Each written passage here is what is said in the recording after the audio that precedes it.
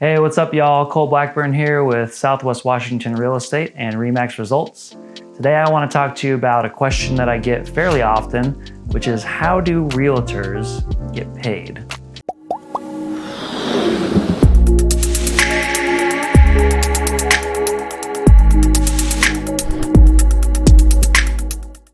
And so the way I answer this question is we get paid a couple different ways. So we either get paid when we list a home by a seller. So we don't get paid up front. So we put marketing costs and we put our time and effort and everything in up front. And we only get paid if we sell the home. And how it works is, from a seller's standpoint is, so say I get a 6% commission agreed upon with the seller. That 6% commission, I don't get all of that. That's 6% of the purchase price. A lot of times people think, oh, will you get all of that? And it's like, well, no, I don't get all of that. I'm not that rich. So what happens is that commission generally there's a split. Sometimes it's 50-50, sometimes it's 45-55, just whatever the realtor and the client decide they want it to be. Sometimes we'll do a little bit more of a split on the listing side just because we're putting in all the marketing costs and all the upfront work to get it sold.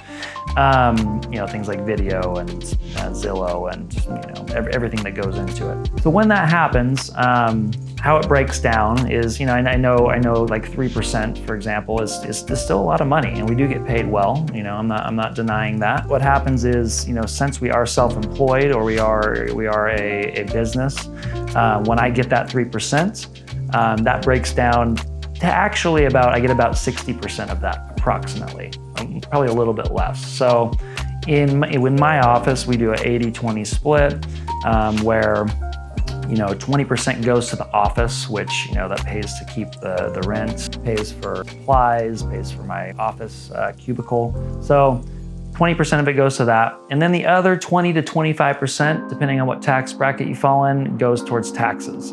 So I get to pay all those taxes at the end of the year.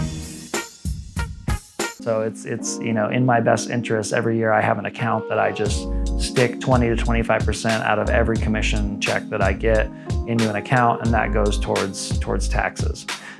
So a lot of times buyers will say, well, do I have to pay you or do I have to pay anything? And the answer is no. So working with buyers, that's why it's really important that I personally always make sure buyers understand that, hey, if you're working with me, then I'd like you to stick with me. We don't want people going to other realtors and vice versa. Other realtors, that's working with a buyer they wouldn't want their client coming to me if I'm the listing agent, for example, and saying, hey, can you show me this house today? Even though I've been working with this other agent for the last 3 or 4 months. I know that's not cool for me when that's happened to me, and that's not cool when that happens to me, so I don't do that to other agents. So that's how it works. If you find a realtor that you really like, stick with them as a buyer, because they can, find out any information you need. If they're a good realtor, they'll work with you, say they're out of town or they have an appointment that day. A lot of times they can find another agent to show the house for them, and they can still write up the offer and walk you through the whole process to closing. So that is the main way that us realtors get paid. Just to lay it all out there for you. Just so upfront costs are minimal or nothing. All it is your time, a phone call. And for sellers, it only comes out if we actually close the home. Buyers, only thing you pay on closing is, well, of course, your customary lending costs, which is between you and your lender. And then you're going to pay usually about $300 to $500 for escrow and title services. Sometimes a little more depending on the purchase price of the home.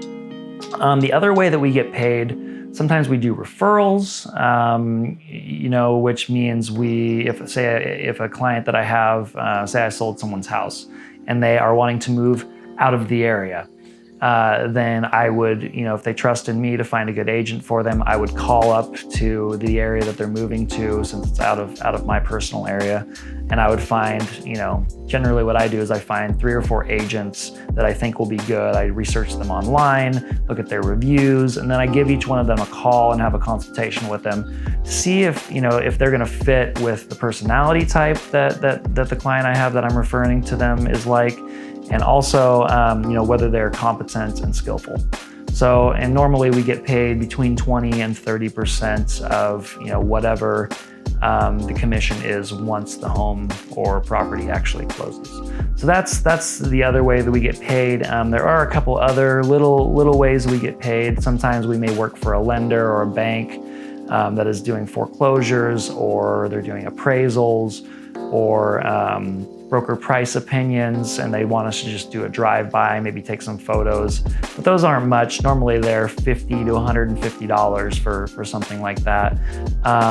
Sometimes we also do represent buyers or sellers, and if they have a, say a for sale by owner home has a buyer and they want a contract written up without any advertising or anything like that, then sometimes I will broker that and just write up the contract for them, and for generally what I charge is $500. Or if somebody wants an appraisal on their home, they want to know what I think it's worth, but they're not wanting to sell it, I usually charge $300 for that. So that's how we get paid. There's the couple main ways are obviously our commissions, and I just explained that, and then referrals, and then those other little kind of trickle down ways that we get paid. So anyways, this is very nice hanging out with you today, and I hope you enjoyed this video. Hope I was able to bring some knowledge to you so that you won't have to ask you these questions in the future. Yeah, feel free to give me a call if you have any other questions, 360-430-9466, and I hope you all have an excellent day.